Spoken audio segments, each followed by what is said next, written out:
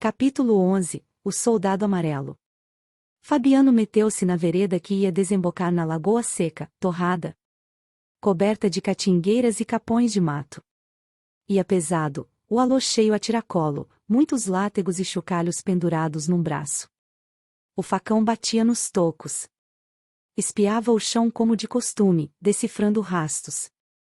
Conheceu os da égua russa e da cria, marcas de cascos grandes e pequenos. A égua russa, com certeza. Deixará pelos brancos num tronco de angico.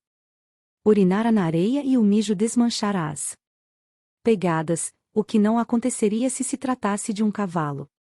Fabiano ia desprecatado, observando esses sinais e outros que se cruzavam, de viventes menores. Corcunda, parecia farejar o solo, e a caatinga deserta animava-se, os bichos que ali tinham passado voltavam, apareciam-lhe diante dos olhos miúdos. Seguiu a direção que a égua havia tomado. Andara cerca de 100 braças quando o cabresto de cabelo que trazia no ombro se enganchou num pé de quipá. Desembaraçou o cabresto, puxou o facão, pôs-se a cortar as quipás e as palmatórias que interrompiam a passagem. Tinha feito um estrago feio, a terra se cobria de palmas espinhosas. Deteve-se percebendo o rumor de garranchos, voltou, se deu de cara com o soldado amarelo que, um ano antes, o levará à cadeia, onde ele aguentará uma surra e passará a noite. Baixou a arma. Aquilo durou um segundo. Menos, durou uma fração de segundo. Se houvesse durado mais tempo, o amarelo teria caído esperneando na poeira, com o quengo rachado. Como o impulso que moveu o braço de Fabiano foi muito forte, o gesto que ele fez teria sido bastante para um homicídio se outro impulso não lhe dirigisse o braço em sentido contrário. A lâmina parou de chofre, junto à cabeça do intruso, bem em cima do boné vermelho. A princípio o vaqueiro não compreendeu nada. Viu apenas que estava ali um inimigo. De repente notou que aquilo era um homem, coisa mais grave, uma autoridade. Sentiu um choque violento, deteve-se, o braço ficou irresoluto, bambo, inclinando-se para um lado e para outro. O soldado, magrinho, enfesadinho, tremia. E Fabiano tinha vontade de levantar o facão de novo. Tinha vontade, mas os músculos afrouxavam.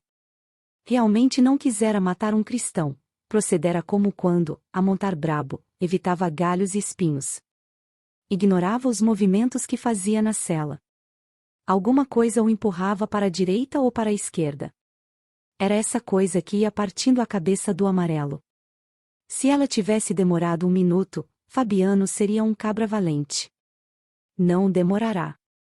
A certeza do perigo surgira, e ele estava indeciso, de olho arregalado, respirando com dificuldade, um espanto verdadeiro no rosto barbudo coberto de suor, o cabo do facão mal seguro entre os dois dedos úmidos. Tinha medo e repetia que estava em perigo, mas isto lhe pareceu tão absurdo que se pôs a rir. Medo daquilo? Nunca vira uma pessoa tremer assim. Cachorro. Ele não era dunga na cidade? Não pesava os pés dos matutos, na feira? Não botava gente na cadeia?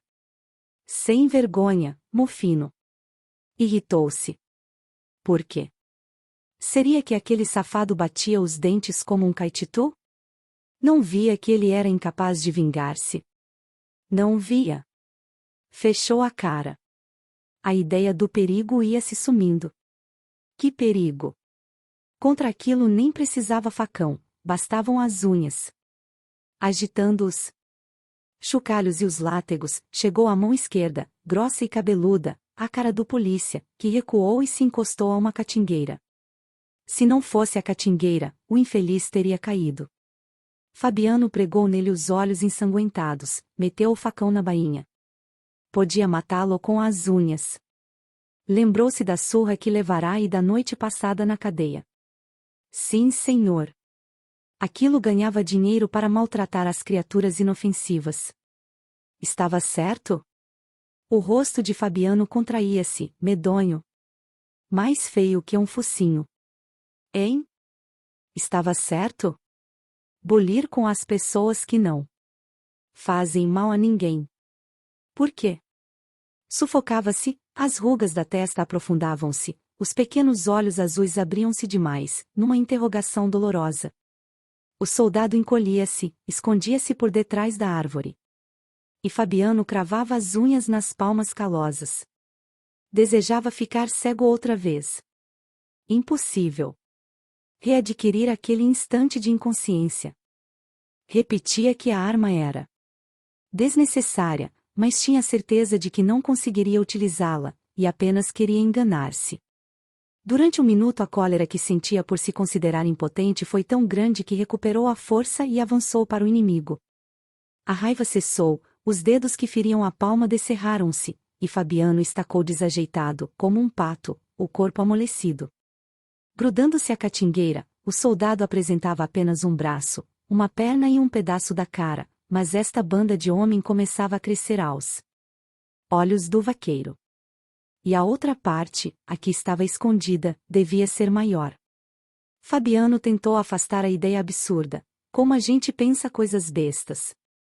Alguns minutos antes não pensava em nada, mas agora soava frio e tinha lembranças insuportáveis. Era um sujeito violento, de coração perto da goela.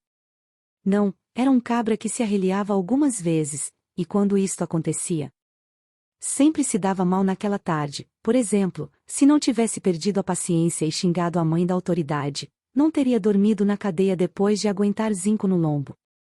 2 excomungados tinham-lhe caído em cima, um ferro batera-lhe no peito, outro nas costas, ele se arrastara tiritando como um frango molhado. Tudo porque se esquentara e dissera uma palavra.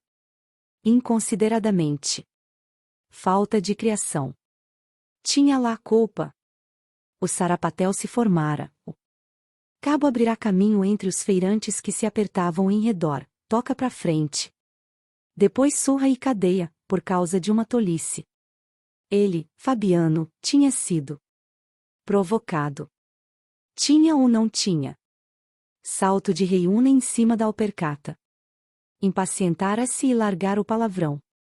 Natural, xingar a mãe de uma pessoa não vale nada, porque todo mundo vê logo que a gente não tem a intenção de maltratar ninguém. Um ditério sem importância. O amarelo devia saber isso. Não sabia. Saíra-se com 4 pedras, figura. Na mão, apitara.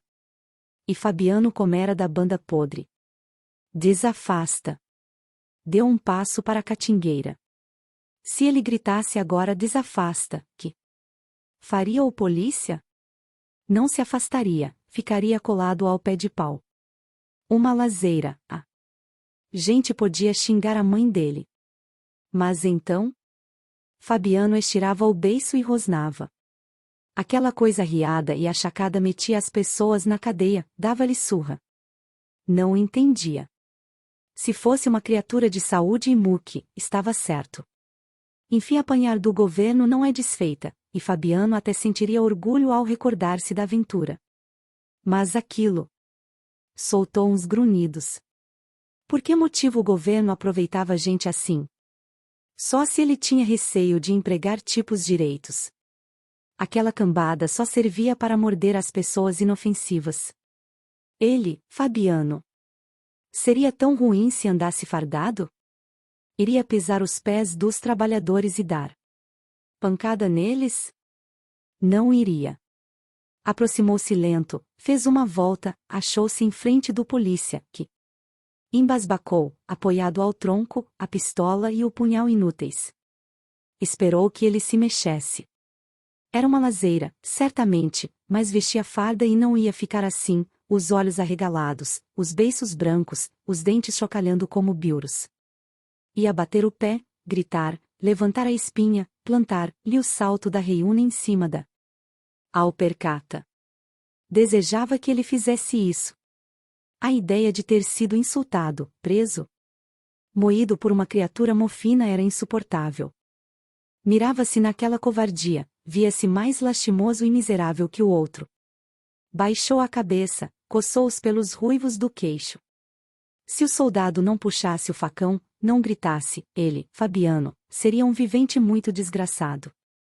Devia sujeitar-se àquela tremura, àquela amarelidão? Era um bicho. Resistente, calejado. Tinha nervo, queria brigar, metera-se em espalhafatos e saíra. De crista levantada. Recordou-se de lutas antigas em danças com fêmea e cachaça. Uma vez, de lambideira em punho, espalhar a negrada. Aí sim a Vitória começara a gostar dele. Sempre fora teimoso. Iria esfriando com a idade? Quantos anos teria? Ignorava, mas certamente envelhecia e fraquejava. Se possuísse espelhos, veria rugas e cabelos brancos. Arruinado, um caco. Não sentirá a transformação, mas estava se acabando. O suor umedeceu-lhe as mãos duras. Então, suando com medo de uma peste que se escondia tremendo? Não era uma infelicidade grande, a maior das infelicidades? Provavelmente não se esquentaria nunca mais, passaria o resto da vida assim mole e ronceiro. Como a gente muda. Era. Estava mudado. Outro. Indivíduo, muito diferente do Fabiano que levantava poeira nas salas de dança. Um Fabiano bom para aguentar facão no lombo e dormir na cadeira. Virou a cara, e enxergou o facão de rasto. Aquilo nem era facão, não servia. Para nada. Ora, não servia. Quem disse que não servia? Era um facão verdadeiro, sim senhor, movera-se como um raio cortando. Palmas de quipá. E estivera a pique de rachar o quengo de um sem-vergonha. Agora dormia na bainha rota, era um troço inútil, mas tinha sido uma arma. Se aquela coisa tivesse durado mais um segundo, o polícia estaria morto. Imaginou assim, caído, as pernas abertas, os bugalhos apavorados, um fio de sangue. Empastando-lhe os cabelos, formando um riacho entre os seixos da vereda. Muito bem. Ia arrastá-lo para dentro da caatinga, entregá-lo aos urubus. E não sentiria remorso. Dormiria com a mulher, sossegado, na cama de varas. Depois gritaria aos meninos, que precisavam criação. Era um homem, evidentemente. Aprumou-se, fixou os olhos nos olhos do polícia, que se desviaram. Um homem. Besteira pensar que ia ficar murcho o resto da vida. Estava acabado. Não estava. Mas para que suprimir aquele doente que bambeava e só queria ir para baixo? Inutilizar-se por causa de uma fraqueza fardada que vadiava na feira e insultava os pobres. Não se inutilizava, não valia a pena inutilizar-se. Guardava a sua força. Vacilou e coçou a testa. Havia muitos bichinhos assim ruins, havia um horror de bichinhos assim fracos e ruins. Afastou-se, inquieto. Vendo o acanalhado e ordeiro, o soldado ganhou coragem, avançou, pisou firme, perguntou o caminho. E Fabiano tirou o chapéu de couro. Governo é governo. Tirou o chapéu de couro, curvou-se e ensinou o caminho ao soldado. Amarelo.